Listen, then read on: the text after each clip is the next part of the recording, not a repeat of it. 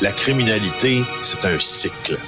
Et tu vois, le nouveau procès va se dérouler sans qu'aucun témoin ne se présente à la barre.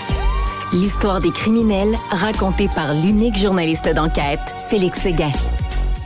Hey Félix, je suis fasciné par cette histoire-là. 8 ans pour un viol commis sur une ado il y a 28 ans. 28 ans plus tard, on réussit à pogner le gars, à pogner la personne. Ouais. C'est quand même assez incroyable.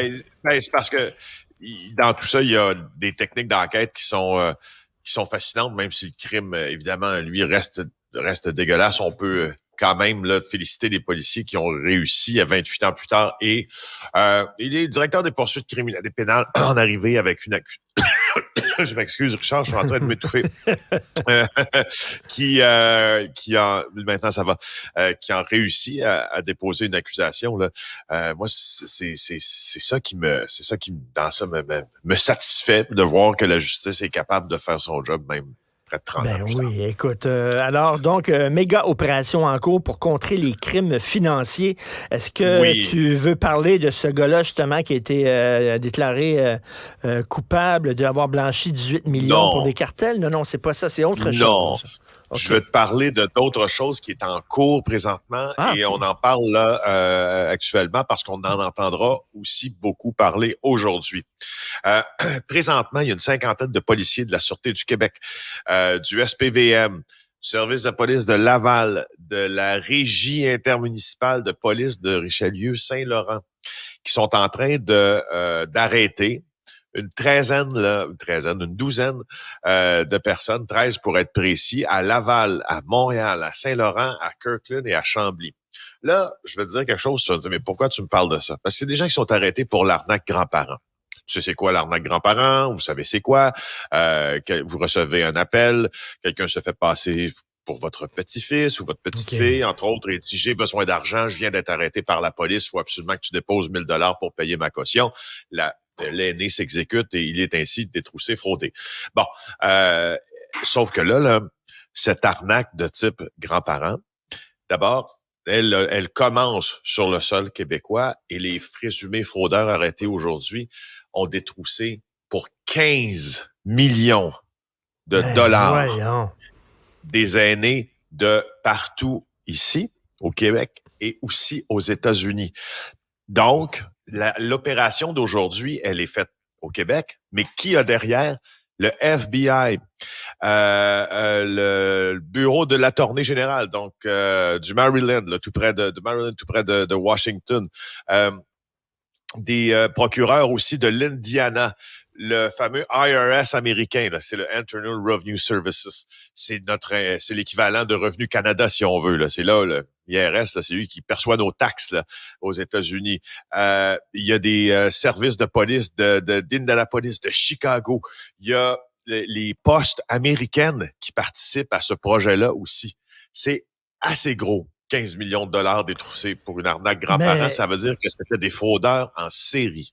Écoute, les personnes âgées nagent pas dans l'argent, hein, et quand ils entendent que leur petit-fils a des problèmes, ils ont un grand cœur, puis ils commencent à gratter leur fond de tiroir, puis ils sortent un petit peu d'argent pour leur donner. C'est tellement cheap, faire ça. C'est cheap. C'est tellement minable. Et regarde qui on vient de voir arriver là, plus tard à TVA, vous verrez les images. Là, moi, je vais être en ondes une partie de la journée pour parler de ça parce que en plus d'être en termes quantitatifs une énorme opération, en termes qualitatifs, il y a des gens qui, ma foi, qu'on a déjà vu dans le passé, on les revoit aujourd'hui arrêtés. Exemple, est-ce que tu te rappelles du meurtre qui a été commis à la pizzeria Le Sophia au quartier d'Estrante sur la rive sud de Montréal, alors que tout le monde était attablé en profitant d'un bon repas? Il y a un jeune homme qui s'est fait, qui a été atteint de plusieurs balles dans le corps, mort sur place en mangeant sa pizza napolitaine. Alors, l'accusé dans ça s'appelait Joseph Saroino. C'est un Lavallois qui, à l'époque, avait 29 ans. Il a été arrêté assez longtemps après l'assassinat, qui, lui, est survenu en 2019 au fameux Sophia dont je te parlais. Il avait 29 ans à l'époque. Et la victime, c'est Éric Francis de Souza. Et là, aux surprises, notre ami Joshua Saroino, qui a été acquitté du meurtre. Ça, c'est important de le dire parce qu'il a subi son procès, mais il y a un jury qui l'a ultimement acquitté de meurtre au premier degré, la plus grave accusation du code criminel. Mais là, surprise, aujourd'hui, on vient le voir, menottes au poing, entré au quartier général de la Sûreté du Québec. Il vient de se faire arrêter dans l'arnaque grand-parent. Attends, mais il a fait combien de temps en prison, lui, là, pour ce meurtre-là? Ben, il a été acquitté. Il était acquitté, OK. Il a été acquitté. Il a été acquitté en juin, le 12 juin 2023. Alors, incroyable. Alors, ça, c'est de la mauvaise graine. Et là, on le revoit devant le tribunal. Et là, lui est soupçonné d'avoir arnaqué des personnes âgées. Ça n'a pas de maudit bon sens. Oui, c'est ça. Puis je te répète, là, regarde la nomenclature de tout le monde là, dans tout ça. Là. Écoute, en Indiana, au Maryland, en Illinois, les Américains, les Canadiens, tout le monde a travaillé pour faire exploser ce réseau-là. On verra comment leur preuve là, va tenir devant le tribunal, parce qu'aujourd'hui, là, les accusations vont être déposées une après l'autre là, contre ces gens-là. Puis ce qui est intéressant, c'est que c'est l'escouade, l'info qui permet d'arrêter Saint-Renaud, selon les sources que nous avons consultées ce matin, vient d'une escouade nationale de répression contre le crime organisé. Donc, c'est des policiers là, qui sont spécialisés dans le crime organisé de très haut niveau, qui ont reçu une info à un moment donné en disant « Hey, probablement, regarde Saint-Renaud, le gars du meurtre au Sophia, il est dans l'arnaque grand-parent, puis ça a permis de démanteler tout le réseau. » Mais écoute, le gars, là, ce jeune-là là, qui est arrêté, là, puis qu'il avait été accusé, là, puis finalement acquitté pour le meurtre au Sophia, il était acquitté parce que c'était pas lui. Il y a eu une erreur judiciaire où il était acquitté sur une technicalité, puis finalement, il y avait bien des chances que c'était lui, là.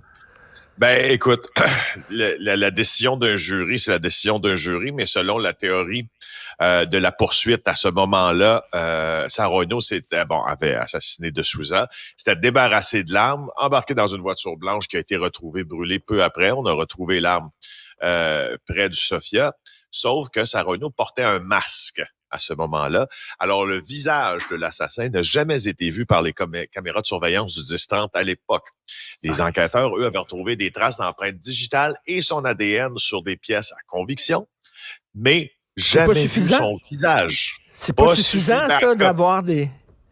Ben, c'est parce que ça devient une preuve circonstancielle, parce que c'est une preuve circonstancielle assez importante, mais ça n'a pas été assez suffisant pour mener à une reconnaissance de culpabilité.